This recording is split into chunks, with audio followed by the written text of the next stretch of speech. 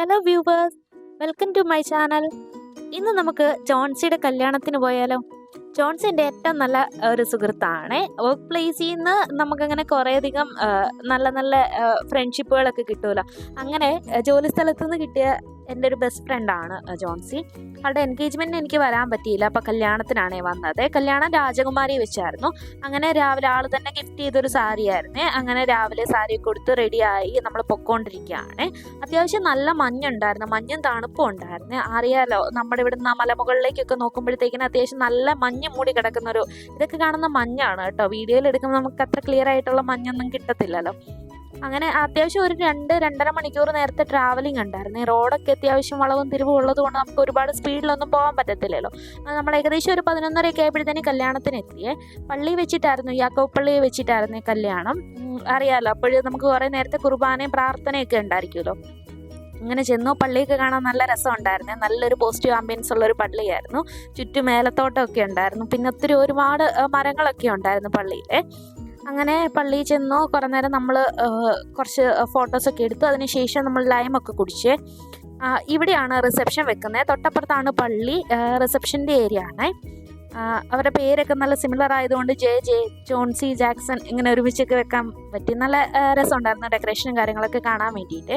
ജോൺസിയുടെ കല്യാണത്തിന് ഞാൻ ഭയങ്കര എക്സൈറ്റഡ് ആയിരുന്നു. കാര്യം ഞങ്ങൾ തമ്മിൽ അങ്ങനെ വലിയ ഏജ് ഡിഫറൻസ് ഒന്നുമില്ല. അപ്പോൾ ഫസ്റ്റ് ജോൺസിയുടെ കല്യാണം നമ്മളിങ്ങനെ പറഞ്ഞിരുന്ന സമയത്താണ് എൻ്റെ കല്യാണം വന്നത്. അപ്പോൾ ജോൺസിയുടെ കല്യാണത്തിന് കല്യാണം നമ്മളിങ്ങനെ പറഞ്ഞിരിക്കില്ല. അങ്ങനെ പറഞ്ഞ് കൂടിയൊരു കല്യാണമായിരുന്നു. അങ്ങനെ ചെറുതായിട്ട് അവിടെ നഗറ്റ്സും ഫ്രഞ്ച് ഫ്രൈസൊക്കെ കഴിച്ചതിന് ശേഷം നമ്മൾ പള്ളിയിൽ കയറിയേ. ഒരു 12 മണിയോടൊക്കെയായിരുന്നു കെട്ട് നടന്നിട്ടുണ്ടായിരുന്നേ. പള്ളിയിൽ കയറിയിട്ടേ ഈ നല്ല കുന്തിരിക്കത്തിന്റെ പുകയാണ് അത് ഫുള്ള്. ആ കുന്തിരിക്കത്തിന്റെ മണവും കല്യാണങ്ങൾക്കൊക്കെ പോകുമ്പോഴത്തേനും അവിടുത്തെ പാട്ട് കുർബാന കഴിക്കുമ്പോഴത്തേനും പ്രത്യേക ഫീലല്ലേ. പണ്ടോട്ടേ അതെ. ഈ പള്ളിയിൽ പോയിട്ട് ഇങ്ങനെ കല്യാണമൊക്കെ കൂടാൻ പോകുമ്പോൾ ഫസ്റ്റ് മോട്ടിവേഷൻ എന്ന് പറഞ്ഞിട്ടുണ്ടെങ്കിൽ പാട്ട് കുർബാന കേൾക്കുമ്പോഴത്തേനും അപ്പോഴും കല്യാണം കഴിക്കാൻ തോന്നും. അത് കെട്ട് കഴിയുന്നതോടെ വരുള്ളൂ. കെട്ട് ഇറങ്ങി കഴിഞ്ഞാൽ പിന്നെ ഫുൾ കോൺസെൻട്രേഷൻ ഫുഡിലാണല്ലോ. ക്രിസ്ത്യൻ കല്യാണങ്ങൾക്ക് പോകാനായിട്ട് എനിക്ക് പൊതുവേ ഭയങ്കര ഇഷ്ടമാണ്. ഒന്നാമത്തെ കാര്യം ഈ പാട്ടൊക്കെ കേൾക്കാനായിട്ട് ഇഷ്ടമാണ്. പള്ളിയിൽ പോയി അങ്ങനെ ഇരിക്കുമ്പോൾ നമുക്കൊരു നല്ല ഫീലല്ലേ. പിന്നെ ഫുഡും, ക്രിസ്ത്യൻ കല്യാണങ്ങൾക്കുള്ള ഫുഡും അത്യാവശ്യം അടിപൊളിയാണല്ലോ. അങ്ങനെ എനിക്ക് അത്ര നല്ല ക്ലിയർ ആയിട്ടുള്ള വീഡിയോസ് ഒന്നും കിട്ടിയില്ലേ. അവിടെ പ്രയോറിറ്റി വീഡിയോഗ്രാഫേഴ്സിൻ്റെ ഇതിനാണല്ലോ. നമ്മൾ അത്യാവശ്യം നല്ല ഇവിടുന്ന് സൂം ചെയ്ത് വരുമ്പോഴത്തേനും അവർ ആ ഫ്രെയിമിൽ കയറി നിൽക്കും. അങ്ങനെ കിട്ടിയതൊക്കെ വെച്ച് ഞാനൊരു തട്ടിക്കൂട്ട് വീഡിയോ ആണിത്. പിന്നീട് എപ്പോഴെങ്കിലും തിരിഞ്ഞു നോക്കുമ്പോൾ ജോൺസിയുടെ കല്യാണത്തിന് പോയത് നമുക്കൊരു മെമ്മറി ആണല്ലോ. അങ്ങനെ കരുതിയെടുത്ത വീഡിയോസാണ്. കല്യാണമൊക്കെ അടിപൊളിയായിരുന്നു. ഡ്രസ്സൊക്കെ അടിപൊളിയായിരുന്നു. മേക്കപ്പ് അടിപൊളിയായിരുന്നു. മൊത്തത്തിൽ നല്ല അടിപൊളി കല്യാണമായിരുന്നേ. ജോൺസിയുടെ കല്യാണത്തിന് പോയപ്പോൾ നമുക്കിങ്ങനെ നമ്മളുമായിട്ട് അത്ര അടുത്ത് നിൽക്കുന്ന ആൾക്കാരുടെ കല്യാണം നല്ല കാര്യങ്ങൾക്കൊക്കെ പോകുമ്പോൾ നമുക്കും ഒരു പ്രത്യേക സന്തോഷമാണല്ലോ. അങ്ങനെ എനിക്കും ഇന്നെന്തോ ഒരു പ്രത്യേക പല ഇമോഷൻസ് എൻ്റെ മനസ്സിൽ ആ ടൈമിൽ വന്നുപോയി. ഒറ്റക്കുട്ടീനെ കെട്ടിച്ച് വിടുന്ന സമയത്ത് പേരൻസിനുണ്ടാകുന്ന ഒരു വിഷമം കാണുമല്ലോ.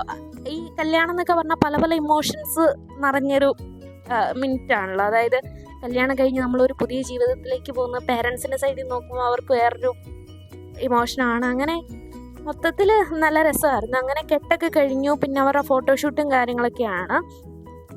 അങ്ങനെ കുറച്ചു നേരം നമ്മളവിടെ നിന്ന് പിന്നെ മാറി മന്ത്രകോടി ഉടുക്കുന്നവരെയൊക്കെ നിന്നിട്ടുണ്ട്. ഫുഡൊക്കെ നല്ല അടിപൊളിയായിരുന്നേ. ചോറുണ്ടായിരുന്നു, നത്തോലിമീൻ വറുത്തുണ്ടായിരുന്നു, ബീഫ് ഒലത്തിയത്, മീൻകറി, നമ്മുടെ മാങ്ങയും ക്യാരറ്റും കൂടെ അച്ചാറ്, പുളിശ്ശേരി, അങ്ങനെ അടിപൊളി ഫുഡായിരുന്നു. ക്രിസ്ത്യൻ കല്യാണത്തിന് അല്ലെങ്കിൽ ഫുഡ് ഒരു ഇമോഷനാണല്ലോ.